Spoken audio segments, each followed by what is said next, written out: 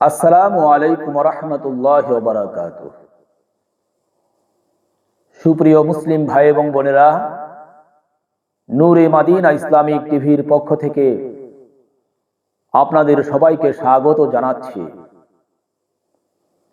মহান আল্লাহ রাব্বুল আলামিন পবিত্র কোরআনুল কারীমে এবং আল্লাহর রাসূল সাল্লাল্লাহু আলাইহি ওয়াসাল্লাম পবিত্র হাদিস শরীফে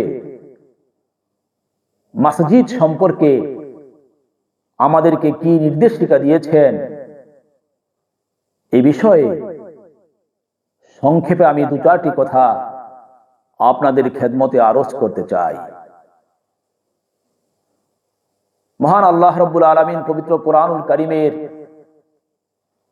সূরা তাওবা 18 নং আয়াতে কারিমা ইরশাদ করেন, বিসমিল্লাহির রহমানির রহিম, ইন্নামা ইয়া'মুরু মাসাজিদাল্লাহি মান আমানা বিল্লাহি ওয়াল ইয়াউমিল আখিরি ওয়া আকামাস সালাতা ওয়া আতাস যাকাতা ওয়া লাম ইয়াখশা ইল্লাল্লাহ ফাআসা উলাইকা আন ইয়াকুনু মিনাল মুহতাদিন। অর্থাৎ নিশ্চয়ই আল্লাহর মসজিদের আবাদ করা তাহাদেরই কাজ, যাহারা আল্লাহর প্রতি এবং কিয়ামত দিবসের প্রতি ঈমান আনয়ন করে আর নামাজ কায়েম করে এবং যাকাত প্রদান করে এবং আল্লাহ ব্যতীত অন্য কাহাকেও ভয় করে না। বস্তুত এই সকল লোক সম্বন্ধে আশা করা যায় যে তারা তাদের লক্ষ্যস্থলে পৌঁছে যাবে। এর অর্থ হচ্ছে এই, মসজিদের আবাদ তো তারাই করতে পারে যারা নামাজ কায়েম করে, যাকাত প্রদান করে, আল্লাহ ছাড়া অন্য কাউকে ভয় করে না এবং শরীয়তের সমস্ত হুকুম হাকাম পালন করতে চেষ্টা করে এবং সব আমলের আগে আল্লাহর প্রতি, আল্লাহর রাসূলের প্রতি, পরকালের প্রতি বিশ্বাস স্থাপন করে।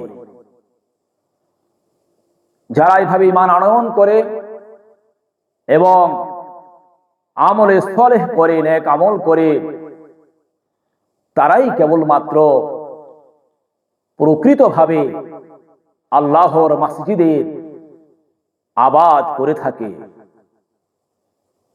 এবং এতে করে এই সমস্ত আবাদকারীরা, আল্লাহর মসজিদের আবাদকারীরা, তত্ত্বাবধানকারীরা, হেফাজতকারীরা, রক্ষণাবেক্ষণকারীরা তাদের ইহকাল এবং পরকালে সফলতা লাভ করবে। মহান আল্লাহ পাক পবিত্র এই আয়াতে কারিমার মাঝে আমাদেরকে এই বিষয়টি পরিষ্কার করে দিয়েছেন। রাসূল আকরাম সাল্লাল্লাহু আলাইহি ওয়াসাল্লাম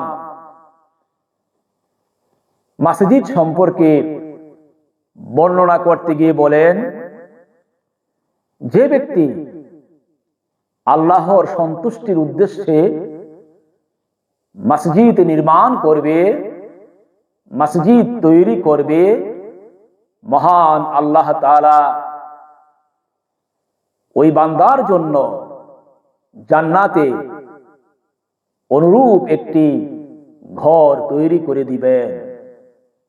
তিরমিজি শরীফ হাদিস নাম্বার 292।